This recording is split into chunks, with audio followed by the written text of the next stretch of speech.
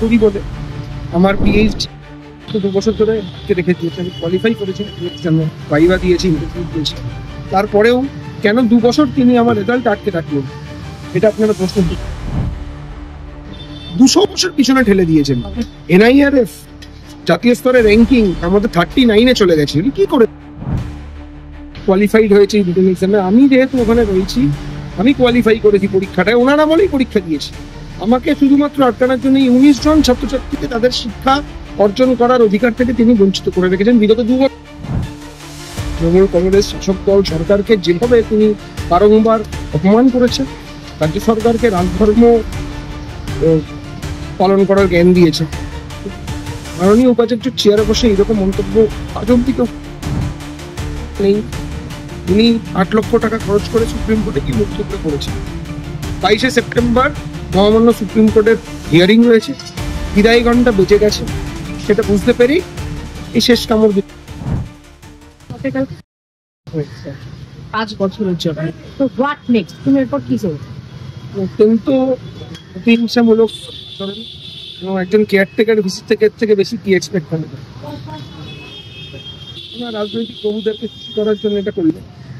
এবং শুধুমাত্র আমি তৃণমূল ছাত্র পরিষদ করি বলে আমার পিএইচডি বিগত 2 বছর ধরে আটকে রেখে দিয়েছে। আমি কোয়ালিফাই করেছি, এক্সামে ভাইভা দিয়েছি, ইন্টারভিউ দিয়েছি, তারপরেও কেন 2 বছর তিনি আমার রেজাল্ট আটকে রাখলেন, এটা আপনারা প্রশ্ন 2023 16 সেপ্টেম্বর আমি পরীক্ষা দিয়েছি, আজ 2025 সেপ্টেম্বর, এখন অব্দি রেজাল্ট পাবলিশ হলো। এখন না উনি আমায় সেন্সার করেছেন, কিন্তু এই 2 বছর কেন উনি আমার পিএইচডি রেজাল্ট আটকালেন না? আমাকে কেন হায়ার এডুকেশন থেকে ডিপ্রাইভ করলো? তাহলে যেটা উনি বলছেন যে আচার মানে উপাচার্যকে কটূক্তি করার প্রতিবাদে, যে উপাচার্যকে কটূক্তি করা যায়? উপাচার্য যখন নিজের লাগাম সীমা বাইরে গিয়ে, নিজের গণ্ডির বাইরে গিয়ে উপাচার্যের চেয়ারে বসে রাজনৈতিক কথাবার্তা বলেন, তৃণমূল ছাত্র পরিষদকে গ্যাং রেপিস্ট, গ্যাং ডাকাত এরকম কুমন্তব্য করেন, রাজ্যের মুখ্যমন্ত্রী তৃণমূল কংগ্রেস শাসক দল সরকারকে যেভাবে তিনি বারংবার অপমান করেছেন, রাজ্য সরকারকে রাজধর্ম পালন করার জ্ঞান দিয়েছেন, মাননীয় উপাচার্য চেয়ারে বসে এরকম মন্তব্য আজ অব্দি কেউ করেনি। এটা বাংলার শিক্ষার জন্য একটা লজ্জা। এবং উনি যে অযোগ্য ওই চেয়ারে বসার, সেটা প্রমাণিত হয়েছে। ওনার শিক্ষাগত যোগ্যতা নেই। উনি 8 লক্ষ টাকা খরচ করে সুপ্রিম কোর্টে কি বক্তব্য করেছেন। 22শে সেপ্টেম্বর মহামান্য সুপ্রিম কোর্টের হিয়ারিং রয়েছে, বিদায় ঘন্টা বেঁচে গেছে, সেটা বুঝতে পেরেই এই শেষ কামড় দিলেন। এই যে মানে তোমার সাথে যে সমস্যাটা হলো 28শে অগস্ট থেকে 28শে অগস্ট পরীক্ষা, মানে একটা কোনো দলের একটা প্রোগ্রাম রয়েছে বলে পুরো সিইউর পরীক্ষা স্থগিত করা, এটা কি যায়? মানে এটা করা সম্ভব? কোনো তো উপাচার্য তো ঠিকই, মানে উপাচার্যের জায়গা থেকে উনি বলছেন যে উনি ঠিকই করেছেন।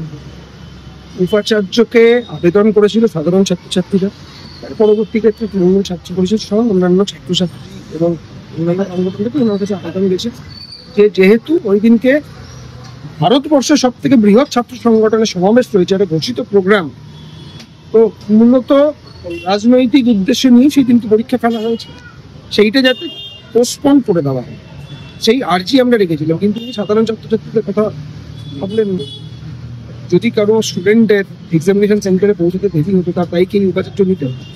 কিন্তু সম্পূর্ণভাবে ওখানে ওনাকে দেখা গেছে, এসএফআই এর বুক স্টলে ওনাকে দেখা গেছে রাজ্যপালের অত্যন্ত স্নেহধন্যা উনি, এবং শুধুমাত্র তৃণমূল ছাত্র পরিষদ এবং শাসক দলের ছাত্র সংগঠনকে কালিমালিপ্ত করা, তাদেরকে আক্রমণ করা, তাদেরকে গেটে বাধা দেওয়া, এই কার্যকলাপ নিয়েই তার এই ভিসি 2 বছরের টেনিয়র তিনি কাটিয়েছেন এবং ইউনিভার্সিটিকে 200 বছর পিছনে ঠেলে দিয়েছেন।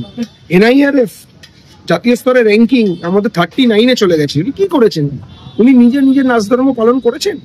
হোস্টেলে বিম ভেঙে পড়েছে ওনার আমলে আশুতোষ বিল্ডিং ভেঙে পড়েছে, এত আর্থিক তছরূপ হয়েছে, 9,90,000 টাকা অনুদান দিয়ে সাহায্য করেছেন রাজ্যপালকে। এবং সব থেকে বড় ঘটনা, একটি মহিলা হোস্টেল এমজি রোডে, সেখানে চোর ঢুকে পড়লো, একটি মহিলা হোস্টেলে পুরুষ ঢুকে পড়লো 2তলা বেয়ে, সেই মেয়েটিকে মারলো, তার মানি ব্যাগ মোবাইল চুরি করে নিয়ে চলে গেল, একটা শব্দ নেই, 2 কথা খরচ করলেন না উনি। পাশে গিয়ে তৃণমূল ছাত্র পরিষদকে দাঁড়াতে হবে।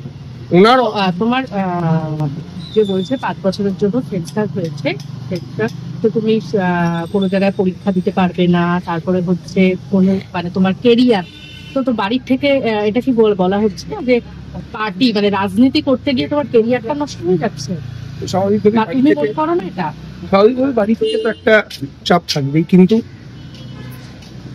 সব থেকে বড় যে বিষয়টা সেটা হচ্ছে 2023 সালে পরীক্ষা দেওয়ার পরে আমার পরীক্ষার রেজাল্টটা আটকে রেখেছে। আমি সেকেন্ড হাইয়েস্ট হয়েছি সম্ভবত, 19 জন কোয়ালিফাইড হয়েছে এই রিটেন এক্সামে। আমি যেহেতু ওখানে রয়েছি, আমি কোয়ালিফাই করেছি পরীক্ষাটায়, ওনারা বলেই পরীক্ষা দিয়েছি। আমাকে শুধুমাত্র আটকানোর জন্য এই 19 জন ছাত্রছাত্রীকে তাদের শিক্ষা অর্জন করার অধিকার থেকে তিনি বঞ্চিত করে রেখেছেন বিগত 2 বছর ধরে।